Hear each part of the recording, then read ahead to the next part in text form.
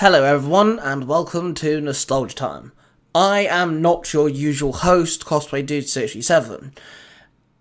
As a matter of fact, he actually told me that I can start uploading some of my nostalgia-like stories here on Storytime. So that's exactly what I will be doing. Starting off with a new Pokemon story. This story revolves around Go, one of the last partners that Ash Ketchum ever had in the Pokemon series. Go's goal is to collect one of every Pokemon, and to eventually catch Mew. We never see him complete that goal, not even make a dent, so I want to give him that story, and maybe eventually make it so he does actually capture Mew. So, without further ado, let's dive in. Pokemon, Time to Go. Chapter 1. The Start to the Perfect Journey. Go woke up and rubbed his eyes. He looked up and saw Grookey staring out of the window, the morning sunlight glazing over the monkey-like Pokemon. Go got out of bed and got dressed. Then he leaned on the windowsill and looked at Grookey, who was watching the outside world rather intently while gripping onto his stick. "Come on, Grookey, today's just gonna be a new adventure," Go said to his Pokemon. Grookey nodded with a big grin, then the monkey Pokemon jumped onto Go's shoulder, and Go walked out of his bedroom and found himself walking into the laboratory. "Good morning, Go," Professor Sarcy said. "What's going on, Professor?" Go said with a cheer. Go then realized that the Professor was the only person in the laboratory. Professor? Why is the lab a total ghost town?" Go asked. Everyone else is on leave. Holiday," the Professor said. "Oh, okay, so where does that put me?" Go asked. "Well, don't you have a mission with Project Mew?" Professor Sarcy asked back. "Not for another 2 weeks," Go sighed. "Okay, well, if you want to keep busy, I need something done in the Alola region," the Professor told him. "The Alola region? Sure, I can do that. I can see Kiawe and the other school kids," Go stated with a small grin.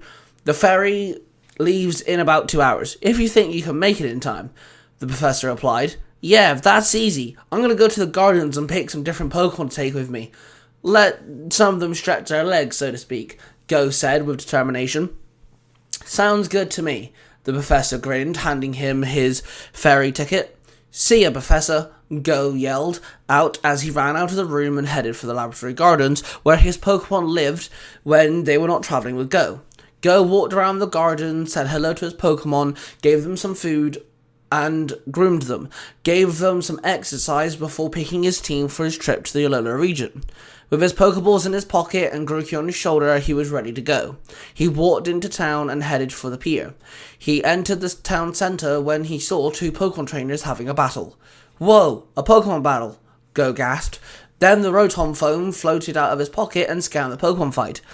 "We got a Rhyhorn versus a Monferno," the Rotom deck said. "Yeah, I can see that," Go chuckled. Go watched the Monferno threw a fire punch at the Rhyhorn, then spat out a flamethrower which hit the Rhyhorn dead on and rendered it unconscious. "Whoa, that's a way cool Monferno. I want to battle it," Go cheered. Go ran up to its trainer and pointed at him. "Hey there, you think you can handle another battle?" Go asked. "Yeah, sure. My Monferno's already fired up," the trainer cheered.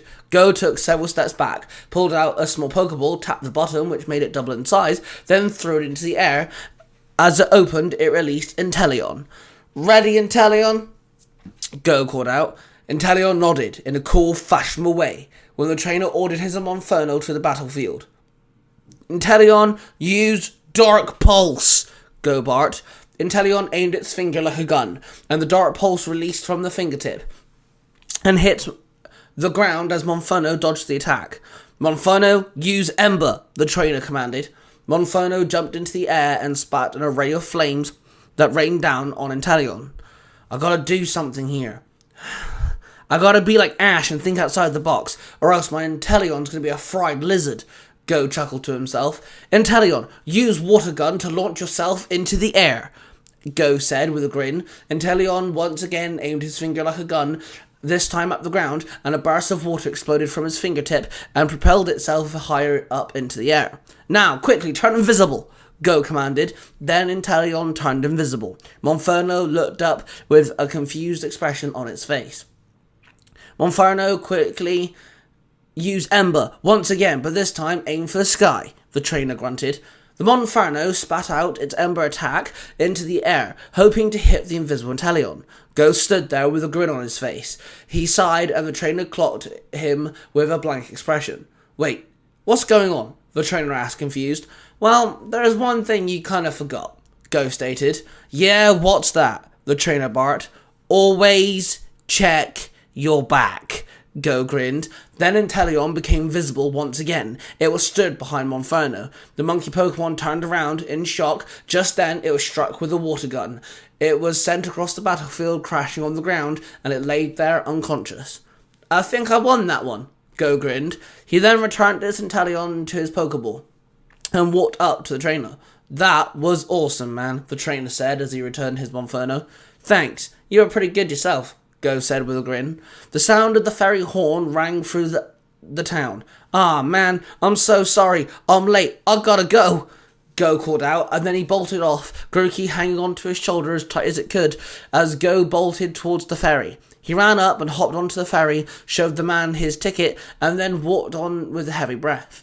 He leaned onto the edge of the ship and took a deep breath. The smell of the salty, sea-filled air filled his nose. He pulled out his Pokeball that contained Inteleon and smiled at it. You did good, Inteleon, he muttered. Then he put the Pokeball back in his pocket. He then stroked Grookey on its head. He watched the Pokemon swim in the ocean. As the ferry pulled away from the harbour, he stood there with a small grin on his face. His excitement grew ever more as he got closer to the Alola region. Well, I'm going to be here for a hot minute, Go sighed, as he gazed down at the ocean, his reflection staring back at him. Grookey chirped and tapped his head with his stick. Go chuckled and pulled his bag off his back and opened it. He pulled out some berries and handed one to Grookey. The Pokemon took it and started nibbling on the fruit. Go sat there and let his feet dangle off the edge. Go spent the next few hours of his ferry trip taking pictures with his Rotom phone of the water-type and flying-type Pokemon that occupied the ocean, and became curious of the ferry's existence. Then suddenly, a large set of islands came into view. Go jumped up and cheered as the ferry docked in the Alola region. The region was split into 4 islands. Go ran off the ferry and jumped onto the docks and gazed at the island ahead. Grookey ran down after him and jumped onto his shoulder. Take a look, Grookey. Melly Melly Island, Go cheered. Grookey cheered out with a happy chirp. Go started walking around and soon found a hotel that he could stay at. He paid for his room and then went out to find some dinner. He went strolling through the town when suddenly someone called out his name. He turned around and saw Kiawe. He stood there. The dark-skinned trainer stood with a grin, wearing nothing but shorts as per usual. Hey, Go, what brings you to Alola? Kiawe asked. Oh, the professor got a job for me here, but it doesn't start until tomorrow, Go explained. Oh, awesome. Still keeping busy then, Kiawe noted. Yeah, how's everyone at the school? Go asked him. Everyone's doing great. If you got time, you should come by, Kiawe told him. Awesome. Maybe I can do tomorrow, Go nodded. Wait, why are you walking around here for? Kiawe asked, confused. Oh, I was kind of looking for some dinner, Go mumbled as he gripped his rumbling stomach. Oh, I know a great place round here for some nighttime grub, Kiawe called out. Oh, that'd be great, thanks, Go gasped with a grin. But first, you gotta battle me, Kiawe stated. Go's mouth dropped open. Kiawe took several steps back and pulled out a Pokeball. 1v1, then I promise we'll get some food, Kiawe said with a fiery sense of determination. Go sighed. He was very hungry, but he did promise Kiawe to fight him the next time he was in Alola. Go pulled out a Pokeball and both trainers threw their Pokeballs into the air. Both Pokeballs bursted open and a blast of white light from each ball formed their Pokemon on the ground. I call my Marowak, Kiawe called out. I'm glad I picked this Pokemon now. Go Geodude, Go yelled. Both Marowak and Geodude appeared before their trainers. Go smiled at the fact that both Pokemon were from the Alolan region. Both Pokemon were their Alolan forms. Unlike the Kanto Marowak, which was ground type, Kiawe's Alolan Marowak was fire and ghost type. And unlike the Kanto Geodude, which was rock and ground type, Go's Alolan Geodude was rock and electric type. Are you ready, Go? Kiawe yelled out with his fiery spirit. Yeah, Kiawe. Let's go, Go grinned. Both trainers stood there, ready for the competitive battle. Thank you very much, guys, for tuning in to this story.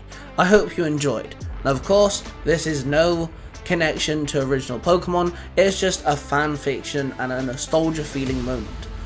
I hope you do consider subscribing to the Storytime channel.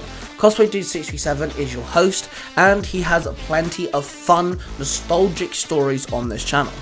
He also has other places you can go check out to find more stories like Power Rangers Universe 19, The Order, and Sailor Moon E, which are 3 podcasts that you can go find, and then of course his other YouTube channels, including the channel The Tales of the Cornish Institute, which is a Shadowhunter storyline, and the One Piece audio drama YouTube channel. This story will also be found on Tiger Tales. That's where I originally am.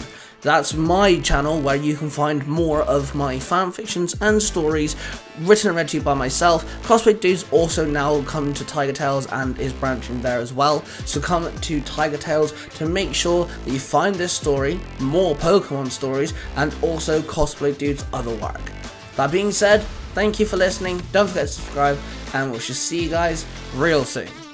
And like our original host Cosplay Dude 67 would say, later days.